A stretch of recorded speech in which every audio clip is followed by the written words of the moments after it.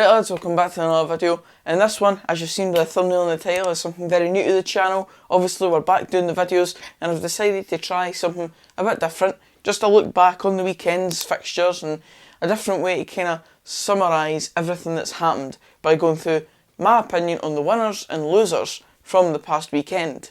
This is going to cover all the leagues within the SPFL, so Premiership, Championship, League 1 and League 2. May end up delving down into Lowland League, Highland League and maybe the juniors if there's one that's notable enough, but none of them are included in this week's episode.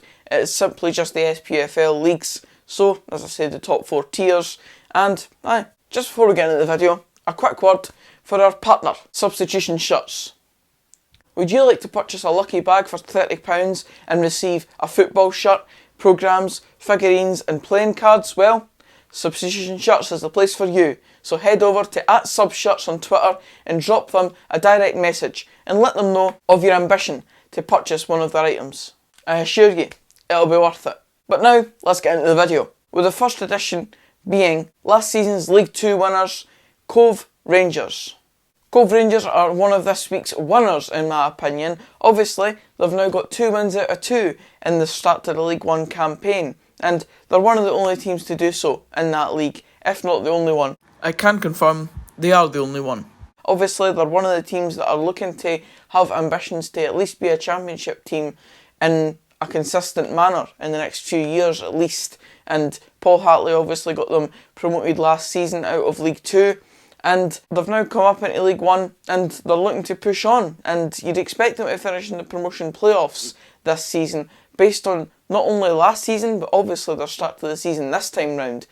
I would be very surprised if they go on to push for automatic promotion, because I think that spot will be kept for one of Falkirk or Partick Thistle. But Cove Rangers are certainly making a case for themselves to be involved in the promotion chase at some point, and them going up against a team like, I don't know, Alloa or Broth, Queen of the South in a promotion playoff at the end of the season, I don't see why they couldn't come out on top on that if they were in good form going into it. So all credit to Cove, all credit to Paul Hartley, despite the fact that I've had one or two things to say about the guy in the past. So we're going to go across to a loser this time, and this time it is the Falkirk Bairns. After a good start to the league campaign last week where they got a 3-1 win away to Montrose, they've gone away this weekend and drawn 1-1 with Forfar. Now for Falkirk, they need to be winning basically every game this season, and I don't really see where their slip-ups could come except from games against the likes of Cove and Partick Thistle, and maybe the odd one, maybe a Clyde for example, but other than that they would be looking at basically every fixture this season, and if they want to have hopes of finishing first in a shortened season as well, they would be hoping to win every game, and ultimately they're now sitting with 1 draw on their book, and it's against a team that they would definitely be looking to get 3 points against in Forfar, who should be one of the teams fighting down the bottom end of the league, far less the top end. So it's a disappointing weekend for Falkirk. Obviously it's still very early days and there's a lot of football to be played, but it is not a good look to be dropping points against teams like that. Now we go over to last season's League 1 champions, in fact, and that is Raith Rovers, and they are one of this weekend's winners, in my opinion. Obviously, they have to be. Just like Cove Rangers, they've had a flawless start to the league campaign, this time in the Scottish Championship, and despite Dunfermline and Hearts both having 100% records as well, Raith Rovers actually sit top of the league on goal difference, and that just goes to show the impact they've had on the league. They've scored 8 goals and only conceded 2, giving themselves a goal difference of 6, whilst Hearts and Dunfermline have a goal difference of 5. So they've really started the campaign off strong. A 3-0 win at home to Arbroath, and then a 5-2 win away at Queen of the South, which, even though I don't really rate Queen of the South that much, it is sometimes a tricky venue to go to. So all credit to Raith Rovers. I said it in my vlog for the Dunfermline game when I was going across the league table and obviously seeing that Raith Rovers sat top of the tree at the moment. It's an interesting dynamic going into the season now, because will Raith be a surprise package and be a bit like the Arbroath last season, coming up and people not really noticing how well they're going to do in the full season? We'll wait and see, but it's certainly a good start. Now we delve right down into League 2 as we go over to a loser in Brechin City. Unfortunately for Brechin, it has been years now that they've floundered in relegation places in every league they've been in. Obviously they had that fantastic promotion winning campaign via the playoffs back around 3 or 4 years ago now, and ever since they hit the heights of the Championship, they obviously didn't get a single win in their Championship campaign, and ultimately trundled down into the League One and then trundled down to League Two, finished bottom last season and were saved by the fact that there was no playoffs involved because of the season finishing prematurely.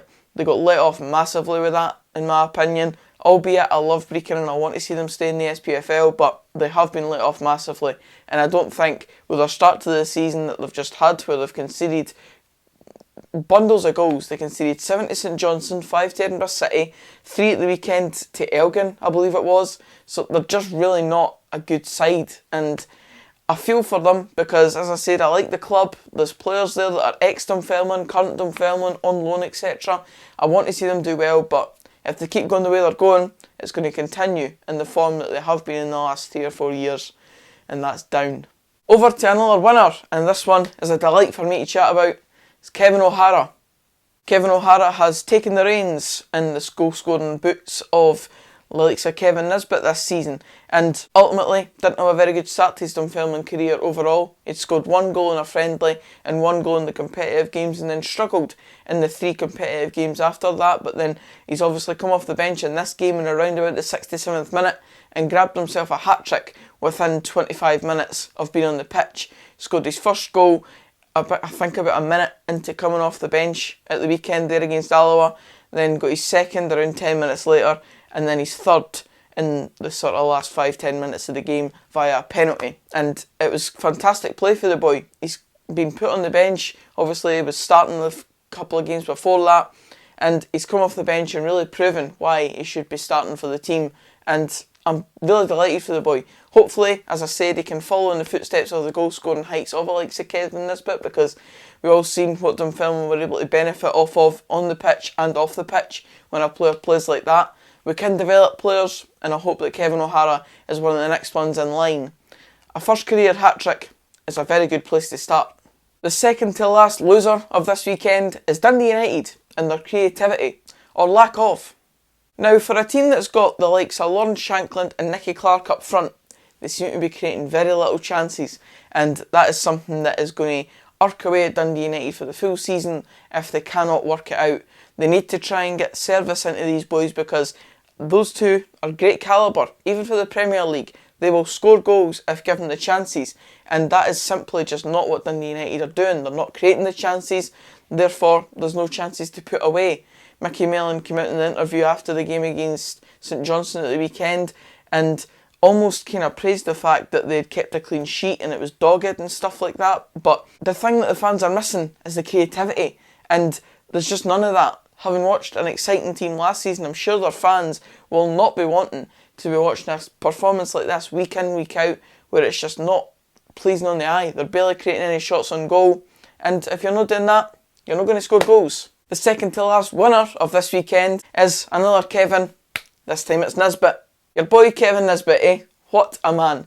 Hibs have got him at a snip at 250 grand, and they just can't complain about that type of purchase. I hope that he can obviously go on and continue this type of form so that Dunfermline can benefit in more ways than just the transfer fee and when he was scoring goals for us. But he's taken to the Premiership like a duck to water, and it's great to see. The boy is doing so well, and he seems to be scoring every single time that he gets out on that football pitch. Scored the vital goal in Hibernian's 1-0 win over Kilmarnock at the weekend from the penalty spot, and you just can't complain with the numbers he's putting up. I think it's 10 games and 7 goals now.